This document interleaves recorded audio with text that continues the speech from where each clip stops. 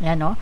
Ito talaga yung pinupush nyo mga kapiksi. This is your goal, no? Key goal na gusto nyo i-pursue ngayong month of May. Gusto nyo magkaroon ng financial gains. Gusto nyo magkaroon ng dagdag kita, dagdag sahod, dagdag income, dagdag kaperahan. So, yun talaga yung focus ng attention nyo mga kapiksi. And parang bukod doon mga kapiksi, parang nagigain din kayo ng confidence, no? Sa sarili nyo, yung self-confidence nyo, mga kapiksi, inaayos nyo rin yung self-concept nyo, guys. And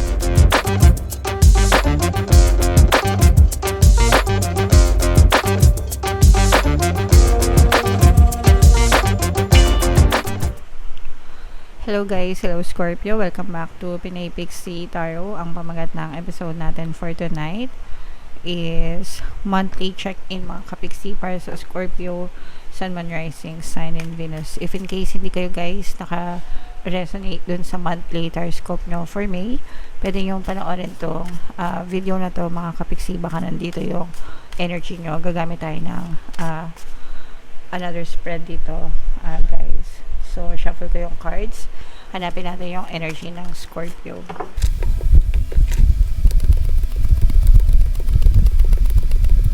Eto guys, so Scorpio, kayo ay na-represent ng King of Cups sa ating spread. Kung ano na lang yung makaresonate sa inyo guys, take that message kasi hindi lahat ng mensahe ay magre-resonate sa inyo. So, yung first card natin, current self nyo mga kapiksi, this is another chance, no? So, for some of you guys, parang nagsisimula ulit kayo ng panibagong chapter sa buhay nyo. You're taking another chance, another risks. Gusto nyo ulit magsimula, gusto nyo ulit parang mag-reset ba guys sa buhay nyo.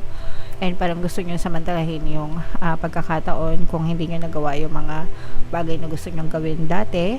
Parang pinaplano nyo ulit siya na gawin ngayon mga kapiksi. So, it's all about taking chances, guys. Parang ngayong May, excuse me. Pasensya na kayo sa boses natin, guys, no? Kasi bumalik na naman yung sakit natin. Nabinat yata tayo. Anyway, yung theme of the month nyo, mga kapiksi, no, is itong mga second chances na to, guys, is more on kabuhayan.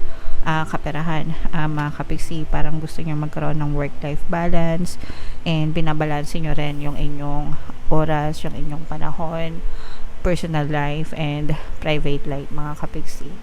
And ganun din sa mga expenses nyo, sa mga priorities nyo sa buhay, sa mga wants and needs nyo.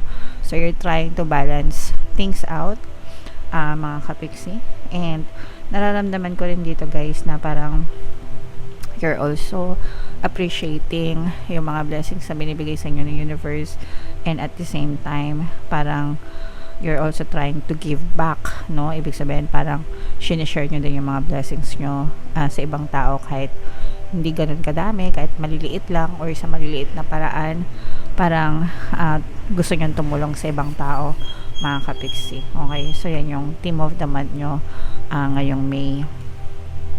Yan, no?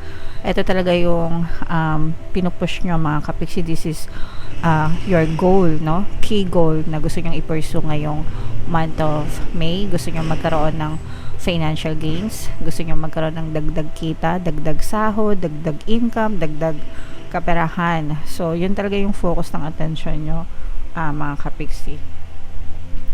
And parang bukod doon mga kapiksi, parang nagigain din kayo ng confidence, no? Sa sarili nyo, yung self-confidence nyo, mga kapiksi, inaayos nyo rin yung self-concept nyo, guys. And okay lang sa inyo na kahit na mabagal yung takbo ng buhay nyo, basta alam nyo na malayo pa yung mararating nyo or mataas pa yung pwede nyong marating sa buhay mga kapiksi. Okay? So, yeah. Ito guys, i-mind nyo na ito mga financial gains na to, ito mga second chances na to, mga kapiksi, dagdag pera, dagdag kita, dagdag income. Yan, i-mind nyo na yan sa comment section. Guys, eto nako, kailangan nyo itong i-overcome mga kapiksi. Ito yung mga balakid na kailangan nyong i-overcome, yung iwas panloloko. Guys, kailangan maging metikuloso kayo lalo na sa pera mga kapiksi, no? Yung mga nag-i-invest dyan, guys, iwasan nyo na maloko kayo. Huwag kayo basta-basta magtitiwala, no? Especially pagdating sa investment, kailangan talagang pag-aralan, gamitin yung utak, maging mapanuri, maging mabusisi, guys, para hindi kayo basta-basta maloko, mga kapiksi, okay? Syempre, pinaghirapan nyo yan, kaya dapat iniingatan nyo kung saan nyo dinadala yung mga pera nyo, guys, okay? Yung magiging major accomplishment nyo, guys, magkakaroon kayo ng collaboration, teamwork with other people, mga kapiksi.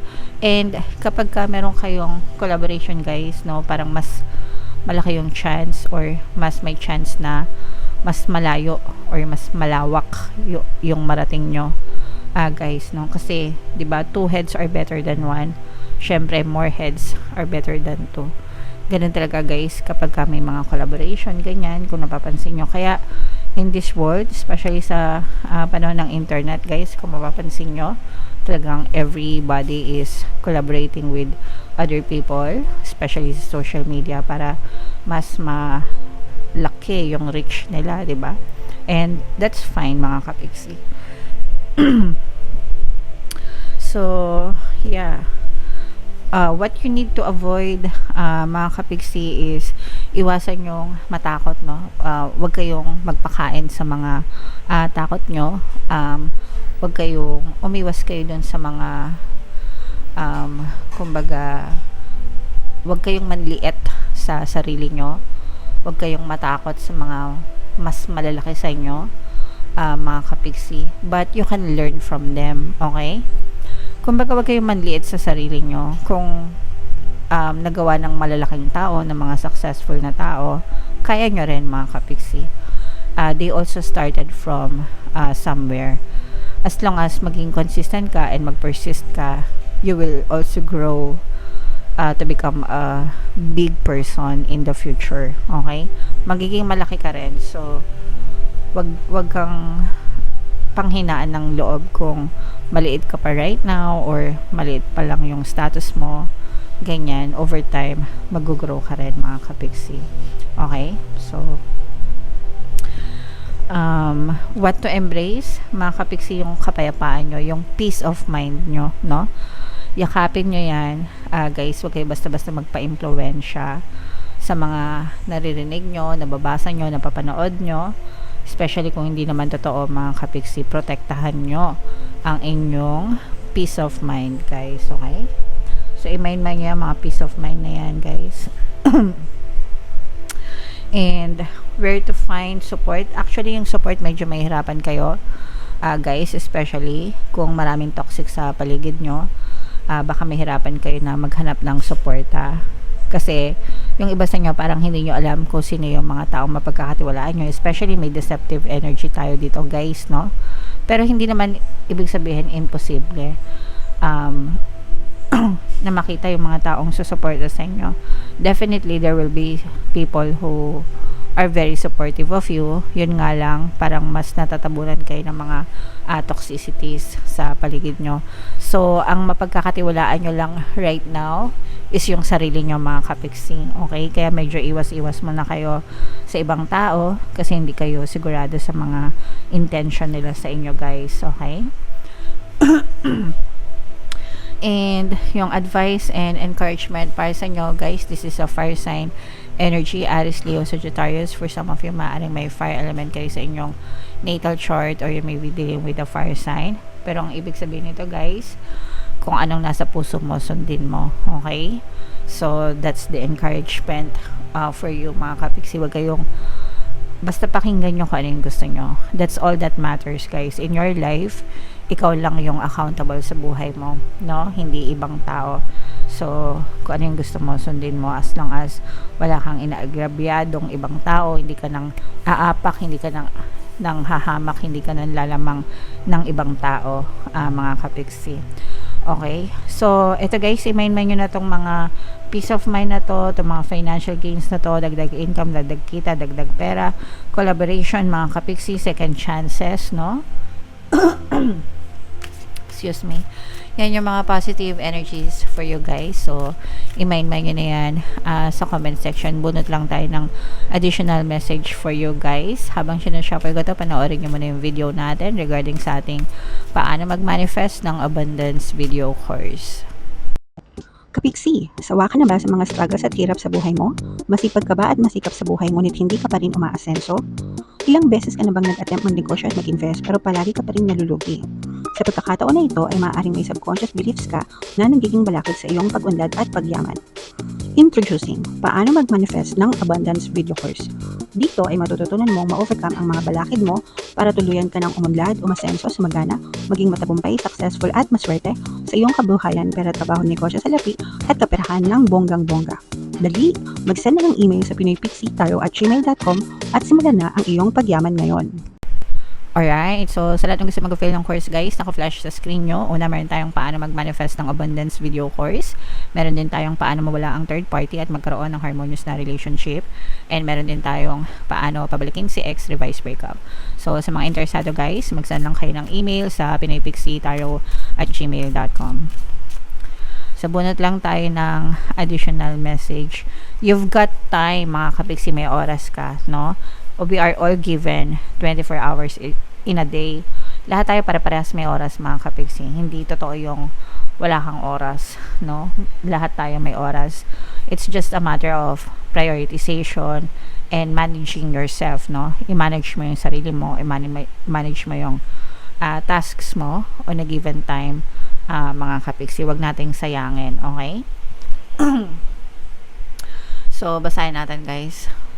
Ever wonder what would make life's fleeting pain and sorrow totally and unquestionably worth it?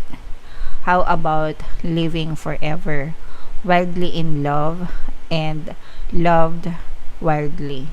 You have so much to look forward to. Okay? So let's focus on love, mga kapiksi, all our lives, di ba? How about living forever? Sa buong buhay natin, mga kapiksi, matuto tayong magmahal. As long as we have space sa puso natin, mga kapiksi, let's focus on love, guys, habang meron pa tayong oras, no? Habang nabubuhay pa tayo sa mundo, mga kapiksi. Okay? Alright? So, comment down below, guys, if naka-resonate kayo sa mga messages. Again, yung mga pinapamind-mind ko sa inyo guys, i-mind-mind nyo na sa comment section. Pasensya na kayo sa boses ko guys. For more tarot readings, ito yung playlist nyo. Ito naman yung ating success stories ng paano mag-manifest ng abundance video course. Click here to subscribe guys. Ito yung ating mga pampaswerte subliminals. Thank you for liking, sharing, and subscribing. See you next time. I love you all mga kapiksi. Have a nice day. Bye-bye.